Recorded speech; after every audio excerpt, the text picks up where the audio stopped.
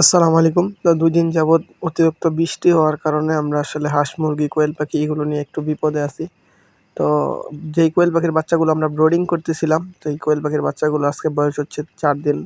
তো গতকালকে সারারাত কারেন্ট না থাকার কারণে পানির মধ্যে বাচ্চা পড়ে ১০টা-১২টা বাচ্চা আমাদের মারা গিয়েছে।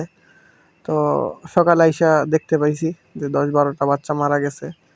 তো এরপর হচ্ছে কারেন্ট আসে, তো খাবার-টাবার দিয়ে সব পেপার-টেপার চেঞ্জ করে হচ্ছে তাপমাত্রাগুলো দেখতেছিলাম। তো পাশাপাশি হচ্ছে আজকে হচ্ছে আমাদের টাইগার মুরগির বাচ্চা ফোটা শুরু হইছে। তো এই বাচ্চাগুলো হচ্ছে আমরা ব্রোডিং করব। তো যেহেতু বৃষ্টির দিন, তো ব্রোডিং নিয়ে একটা চিন্তা আমাদের মাথায় এখন যে কোথায় ব্রোডিং করব, আমাদের ওরকম একটা জায়গা নাই। তো আমাদের যে কোয়েল পাখি প্যারেন্টস রাখার যে খাঁচাটা আমরা তৈরি করছি, তো আমরা ওইটার মধ্যে আমরা ব্রোডিং করার একটা চেষ্টা করব। যেহেতু আমাদের অল্প কিছু বাচ্চা বের হইছে, অধিক পরিমাণে ডিম নষ্ট হইছে, যার কারণে বাচ্চা খুব বেশি ফুটে নাই।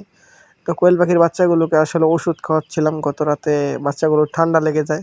তো ঠান্ডা লেগে যাওয়ার কারণে হচ্ছে আজকে হচ্ছে আমরা মক্সিলিন দেই। তো মক্সিলিনটা হচ্ছে নাভি শুকানোর পাশাপাশি বাচ্চার ঠান্ডারও টুকটাক কাজ করবে। এরপর হচ্ছে বাচ্চাগুলো দেখতেছিলাম টাইগার মুরগি, আলহামদুলিল্লাহ একেকটা বাচ্চা খুব ভালো সাইজের বাচ্চা হইছে এবার। এগুলো এ গ্রেডের বাচ্চা দেখতে পাচ্ছেন।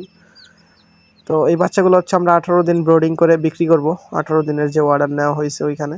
তো এগুলো সব হচ্ছে আমাদের যে খামারের যে খাবার-টাবার রাখা হয়, ছোট একটা রুম তৈরি করেছি ওই রুমের মধ্যে।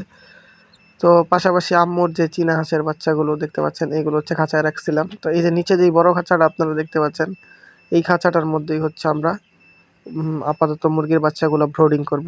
তো আপনারা যারা আমাদের দৈনিক ব্লগ দেখেন, আমাদের ইউটিউব চ্যানেলটিকে সাবস্ক্রাইব করেন।